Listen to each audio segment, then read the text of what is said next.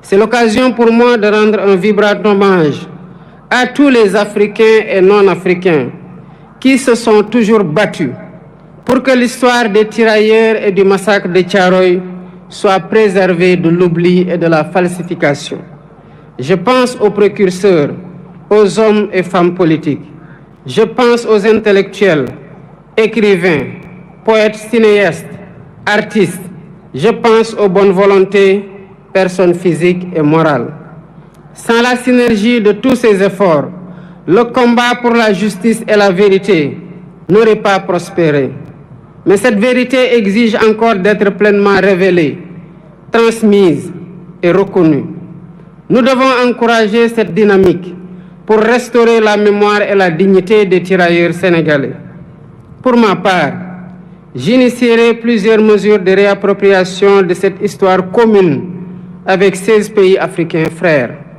Premièrement, un mémorial en l'honneur des tirailleurs sera érigé à Thiaroye pour servir de lieu de recueillement et de mémoire ouvert à toutes les nations dont ils étaient originaires, ainsi qu'au public. Deuxièmement, un centre de documentation et de recherche dédié aux tirailleurs sera érigé pour conserver la mémoire. Ce centre recueillera des archives, témoignages et récits, tout en soutenant la recherche et l'éducation autour de cette histoire partagée. Troisièmement, des rues et des places porteront le nom de cet événement tragique, de ces soldats, pour inscrire leur sacrifice dans notre quotidien et notre histoire collective. Quatrièmement, l'histoire de Thiaroye sera enseignée dans les curricula éducatifs. Ainsi, les générations futures grandiront avec une compréhension approfondie de cet épisode de notre passé. Cinquièmement, la journée du tirailleur est désormais fixée le 1er décembre de chaque année, jour de commémoration du massacre de Thiaroye. Excellences, Mesdames et Messieurs, l'histoire de la guerre et des répressions armées n'est jamais ordinaire. Elle est rarement racontée de façon intégrale. Ce fut le cas de la Seconde Guerre mondiale et surtout ses conséquences dans les colonies qui connurent des répressions innommables. Thiaroye 1944, Sétif et Guelma en Algérie en 1945, Hanoï et Haiphong au Vietnam en 1946, Madagascar en 1947, Douala au Cameroun ou Dimbokro en Côte d'Ivoire en 1948-1949 et bien d'autres lieux.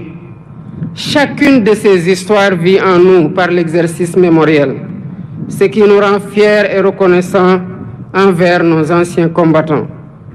Rendre hommage à ces tirailleurs n'est pas seulement pleurer nos martyrs, c'est porter leur combat et en faire un levier pour réinventer nos rapports avec nous-mêmes, avec notre histoire et avec les héritiers de ceux-là qui ont été les auteurs de la tragédie. C'est dire au monde que les tirailleurs sénégalais n'étaient pas des mercenaires, mais bien les défenseurs d'une dignité humaine universelle. C'est proclamer haut et fort que cette dignité, si longtemps bafouée, ne sera jamais, plus jamais sacrifiée sur l'autel du silence et de l'oubli. Le massacre de Thiaroye est une blessure, mais il est aussi une leçon qui nous enseigne que la fraternité, l'unité et le refus de l'oubli sont les armes les plus puissantes dont disposent les peuples libres pour écrire leur avenir. Que cette commémoration, 80 ans après, ne soit pas qu'un moment de recueillement, qu'elle soit un serment renouvelé, un serment de justice, un serment de mémoire, un serment de vérité. Pour que plus jamais Thiaroye et les événements similaires ne se répètent sous aucune forme, nulle part ailleurs dans le monde. Nous honorons aujourd'hui des héros, et en les honorant, nous nous rappelons que nous avons nous-mêmes un devoir, celui de leur être fidèles, fidèles à leurs valeurs, fidèles à leur combat et fidèles à leur vision d'un monde plus juste.